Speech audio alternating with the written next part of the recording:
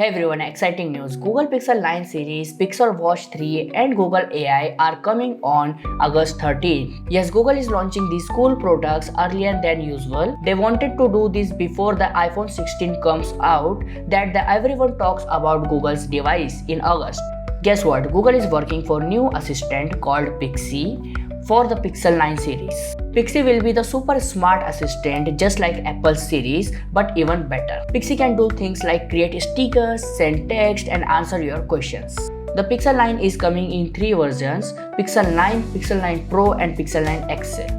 They look similar but they have unique features. All of them have camera setup like Pixel 4 with 2 cameras on Pixel 9 and 3 cameras on Pixel 9 Pro and Pixel 9 Pro X. The front has flat screen with tiny hole for the selfie camera. The Pixel 9 Pro has even thinner bezels like iPhone 15 Pro, but there's still a small hole in the middle of front for the selfie camera. The new Tensor G4 chip in Pixel 9 series has powerful processor, but its performance score are not high as we hope. It's not fast as Snapdragon 8 Gen 3 or even Exynos 2400.